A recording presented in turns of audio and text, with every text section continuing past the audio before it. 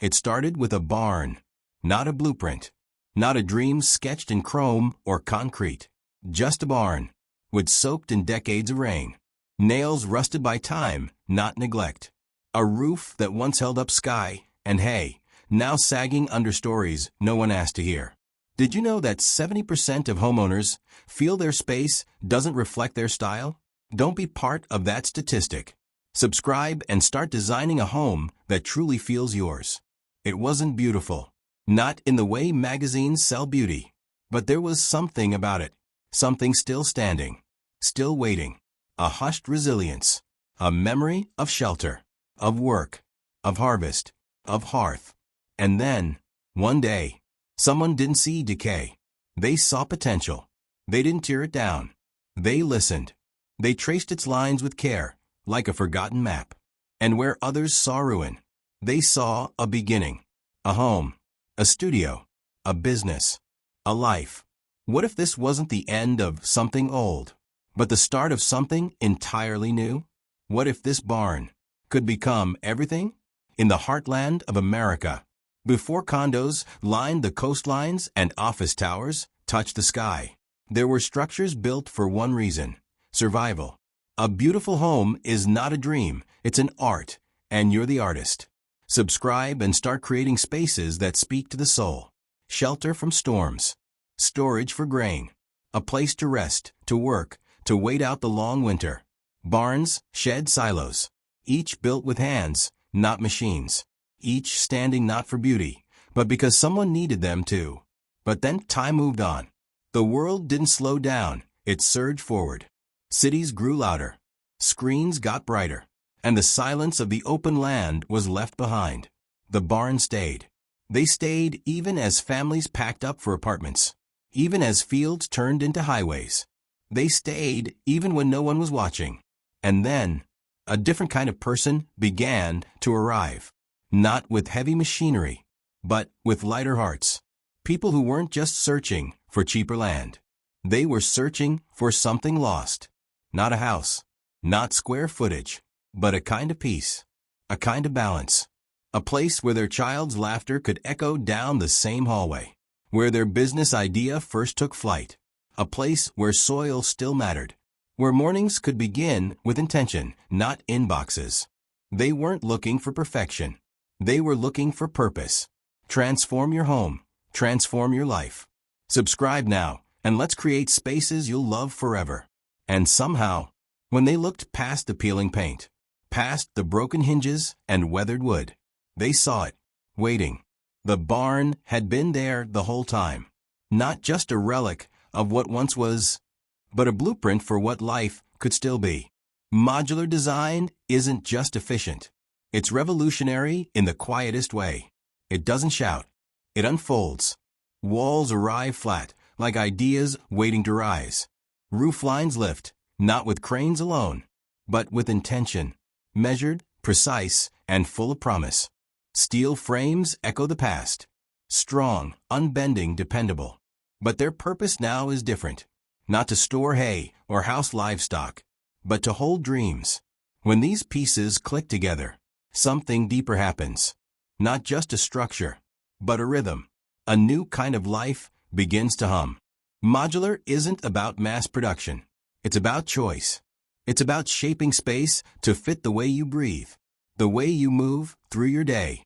Here, the upstairs welcomes family dinners, while below, someone's guiding a yoga class. Light pooling through sliding barn doors. In the backyard, a dog runs past chickens. Both somehow part of the plan. This isn't just a house. It's a business, a sanctuary, a studio, a school. It becomes what you need it to be. Because modular means adaptable, not just to weather or budget, but to life as it changes, as it surprises, as it expands.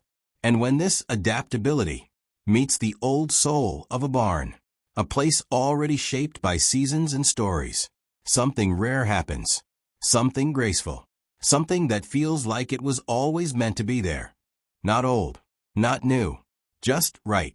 But it's not just about wood and nails. These walls, they think, they remember, they respond. A shadow passes, and the lights adjust. The air shifts, and the thermostat nudges itself. Not because you asked, but because it knew. Solar panels line the roof like wings, quietly harvesting what the sky gives freely. Power flows, clean, silent, endless. It doesn't just fuel the house, it frees it.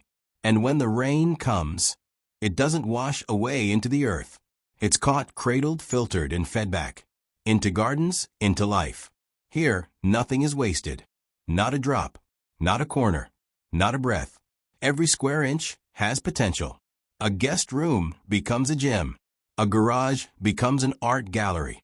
A hallway becomes a place to pause. Not just pass through. Zoning? That's a word for cities. Here, boundaries are soft. Rooms change with the hour, with the mood, with the needs of the day. You work in the morning, create in the afternoon, gather by evening. All in the same space, yet never in the same way. It's not just multitasking. It's multiplying purpose. The walls no longer define you. They respond to you. They flex, they fold. They open when you need more, and disappear when you need less. It's rustic and it's modern. Not in opposition, but in harmony. Old beams cradle new circuits. Technology whispers through reclaimed wood. It's not a smart home. It's a listening one.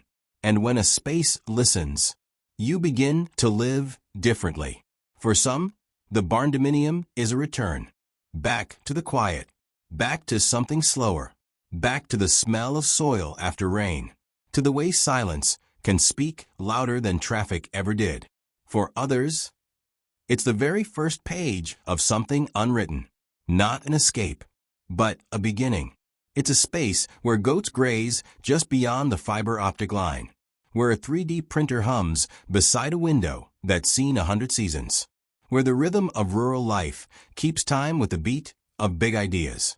Here, someone welds in the morning and weeps in the afternoon, because finally, there's room for both. Here, work starts at sunrise, but doesn't end with exhaustion. It ends with meaning. Not everyone will understand it. Not everyone's supposed to.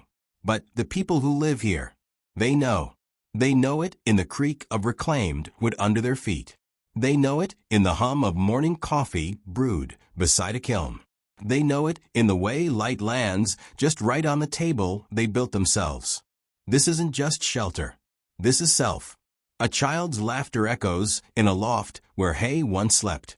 An artist stands before sculpture, hands still trembling from the final touch. And someone quiet, still, watches a storm roll in through tall glass windows. Not afraid, but alive. These spaces don't just keep out the cold. They invite in who you truly are. They don't just shelter us. They become us. You were told to pick a side. City or country. Work or home. Structure or soul. One or the other. Never both. But what if that was never true? What if the future isn't a compromise, but a convergence? A place where quiet doesn't mean isolation, and ambition doesn't mean asphalt. Where you can plant roots and spread wings. A kitchen that feeds a family and fuels a bakery. A loft that shelters your dreams at night and opens as a co-working space by morning. A home that doesn't just house your life, it hosts it. The Barndominium isn't the final answer. It's the invitation. The lines have blurred intentionally. So now comes the harder part.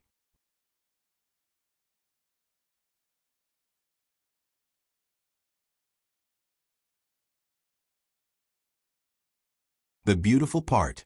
What kind of life do you really want?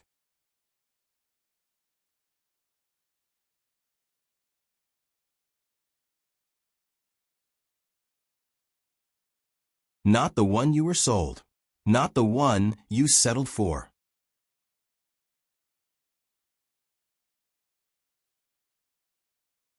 But the one that feels like yours. Are you ready to build it? Not just with tools, but with courage, with clarity, with care.